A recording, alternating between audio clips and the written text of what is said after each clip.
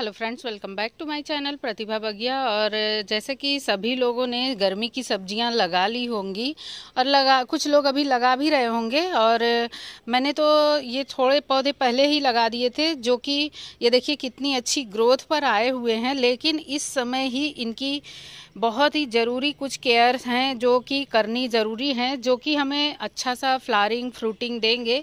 जब ये पौधे हेल्दी तैयार होंगे तभी इनमें अच्छी सी फ्रूटिंग होगी। केवल लगा देने मात्र से नहीं होगा। और बस इनको इसी समय कुछ ऐसे केयर हैं जो कि करना बहुत ज़रूरी है। इतने छोटे पौधे पर ही हमें कुछ इनको खुराक देनी होगी, कुछ इन पर काम करना है, जो कि अच्छे न्यूट्रिशंस देने होंगे, जो कि न्यूट्रिशंस ले करके ये इसी समय इनकी ग्रोथ का टाइम है।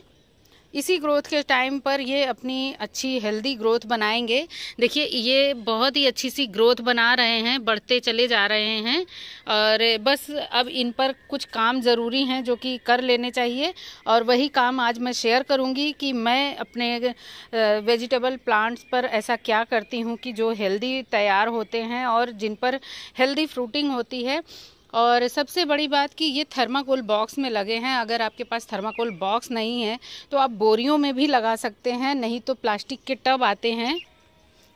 मैंने तो कुछ प्लास्टिक के टब का भी इस तरह से यूज़ किया है, जिनमें मैंने कुछ पौधे सब्जियों के लगाए हैं, कुछ अभी लगाने भी बाकी हैं, कुछ के सीडलिंग्स तैयार हैं।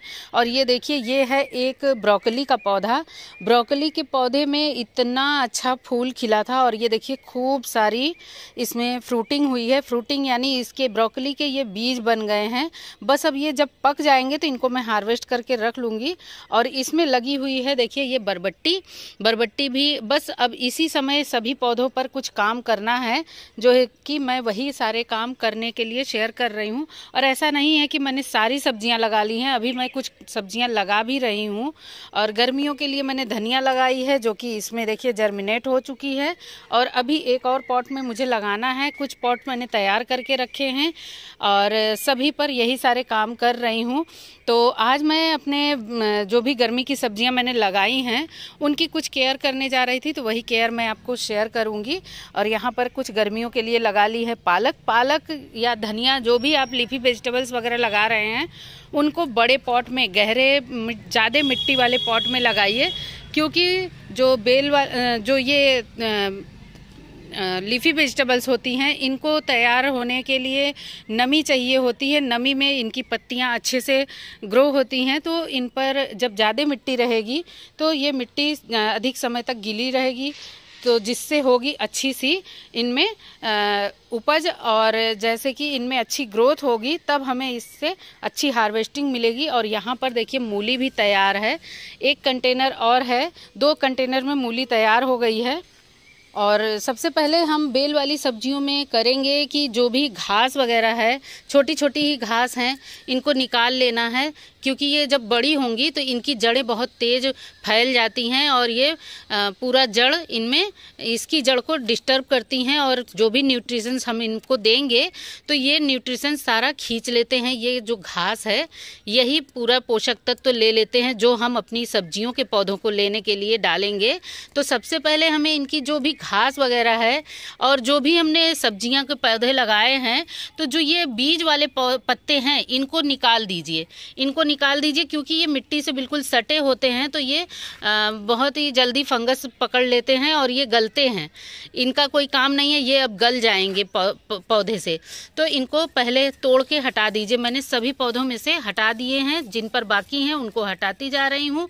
और जो भी घास वगैरह है इनको सबसे पहले आप अपने सभी पौधों में से हटा लीजिए। 1-2 पौधे इसमें बथुआ के हैं जो कि मैं छोड़ दूंगी, ये 2-4 दिन में कुछ बड़े हो जाएंगे तो मैं इनको हार्वेस्ट कर लूँगी। और इनकी गुड़ाई बहुत ज़रूरी है, गुड़ाई करेंगे तभी इनकी जड़ें अच्छे से फैलेंगी।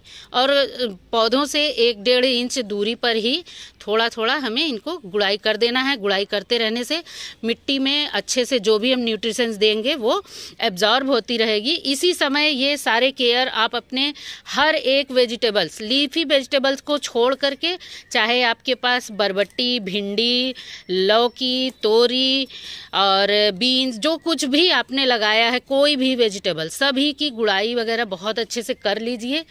यहाँ पर देखिए ये लौकी का पौधा मैंने लगाया है और सीडलिंग तैयार करके मैंने इनको तैयार किया है। तो इस तरह से जो भी मिट्टी आप बना रहे हैं उसको खूब खाद युक्त बनाए ही हैं, और लेकिन इसी समय हम इनको कुछ ऐसी खुराक देंगे जिससे कि ये अच्छे सी ग्रोथ, तेज़ी से ग्रोथ करेंगे। तो बहुत ज़रूरी है, पहले आप इस तरह से इनकी सारे पॉट की साफ़ सफाई कर दीजिए, फिर उसके बाद हम इनमें गुड़ाई कर रहे हैं। जो भी घास वगैरह है सब हटा लीजिए। और ये देखिए इसके भी पत्ते मैंने ये वाले हटाए नहीं हैं, तो जो भी पत्ते हैं इनको पहले हटा लेंगे ताकि ये केवल गलेंगे ही, ये सब मिट्टी में गल जाएंगे। तो इससे अच्छा है हम इनको निकाल देते हैं ताकि ये अच्छे से पौधे अपनी ग्रोथ करें, क्योंकि ये भी पत्ते गलने के लिए ये पौधे से न्यूट्रिशंस लेंगे। और जो भी घास वगैरह है सब निकाल देते हैं और हम करेंगे पौधे में अच्छे से गुड़ाई।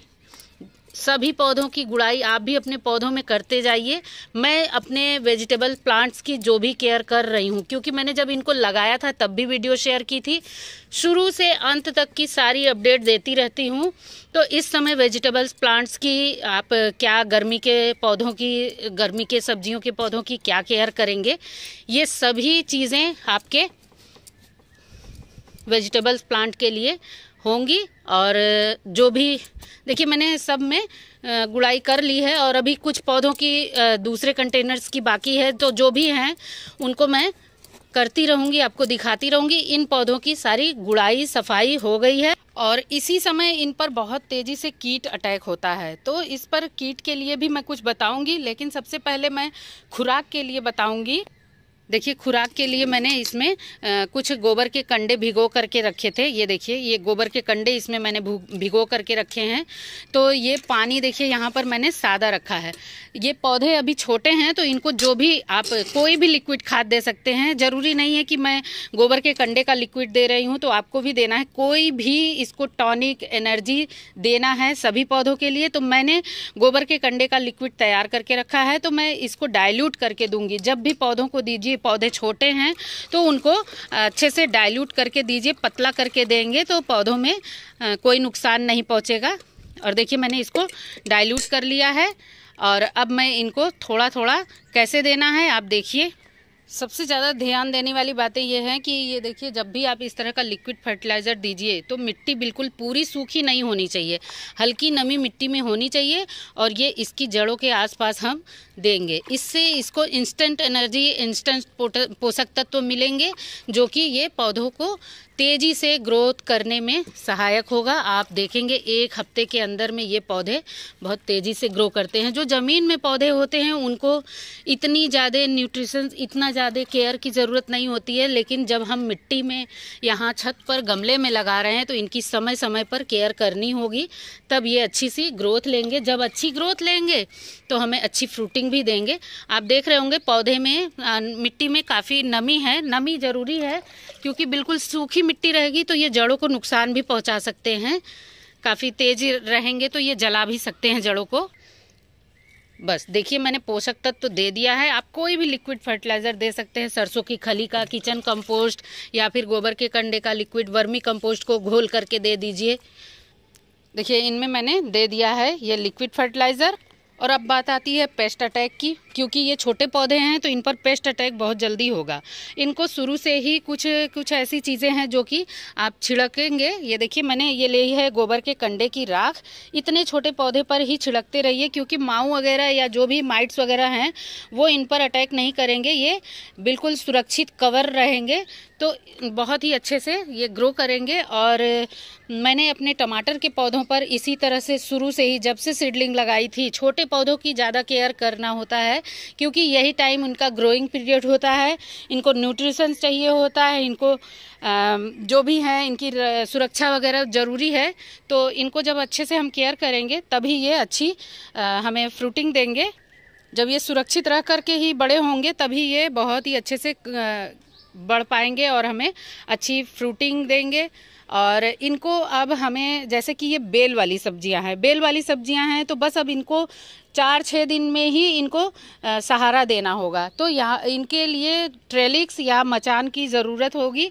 तो कोई ज़रूरी नहीं है कि आप मचान ही पूरा बनाएं। मैं तो मचान नहीं बनाती हूँ। यहाँ पर आप देख रहे होंगे इस तरह से ये रस्सियाँ लगी हुई हैं। यहाँ इसमें से भी मैं नारियल की रस्सी लटकाऊंगी और इसको और भी 1-2 बार रस्सी लगा दूंगी। अभी मेरे पास 4-6 दिन का 10 दिन का टाइम है, तो मैं अभी इनको नहीं कर रही हूँ, लेकिन आप अभी से पहले से ही व्यवस्था कर लीजिए, क्योंकि मेरे पास यहाँ पर है, मुझे ज़्यादा कुछ नहीं करना होगा। बस मैं इसमें और 1-2 रस्सी लगा दूंगी, तो बस यहीं से मुझे ये इनके लिए ट्रेलिक्स नहीं बनाना पड़ेगा। रस्सियों के सहारे ये खूब अच्छे से ट्रेल करेंगी, इस पर चढ़ जाएंगी। और इस तरह से पौधों की गुड़ाई निराई कर लीजिए, पौधों को लिक्विड खाद देते रहिए। आज आपने लिक्विड खाद दे दिया है तो 15 दिन के बाद फिर दे दीजिए, 10 दिन के बाद फिर दे दीजिए। तो जब भी इसी तरह से जब हम बदल के, मैं तो आज गोबर के कंडे का दी हूँ, अब जब भी दूंगी तो बदल के लिक्विड खाद दूंगी। कोई भी आप खाद दीजिए, बदल करके लिक्विड खाद दीजिए। इनको इस तरह से राख से कवर कर दीजिए, ताकि जो माइट्स वगैरह, इस समय माऊ वगैरह बहुत ज़्यादा लगेंगे, तो जब हम इनको लगा देंगे, एक बार राख वगैरह छिड़क देंगे, तो ये अच्छे से सुरक्षित रहेंगे और इन पर कोई पेस्ट अटैक नहीं होगा और ये अच्छे से ग्रो करेंगे। हेल्दी जब पौधे तैयार होंगे तो जाहिर सी बात है हमें हेल्दी फ्लावरिंग फ्रूटिंग मिलेगी। और आगे मैं क्या क्या केयर करूँगी आपको ज़रूर बताऊँगी। आज की बस इन्फॉर्मेशन इतनी ही रही, और भी पौधों में करना है तो मुझे बहुत समय लगेगा। बस आप लोगों को बताने के लिए मैंने इतना आपको शेयर किया है। उम्मीद है आपको वीडियो अच्छी लगी होगी। वीडियो ज़रा भी अच्छी लगी हो, ज़रा भी इन्फॉर्मेटिव लगी हो तो वीडियो को लाइक करें, शेयर करें, और चैनल पर नए हैं तो ज़रूर सब्सक्राइब कर लें। मिलते हैं नेक्स्ट वीडियो में। Bye bye, thank you.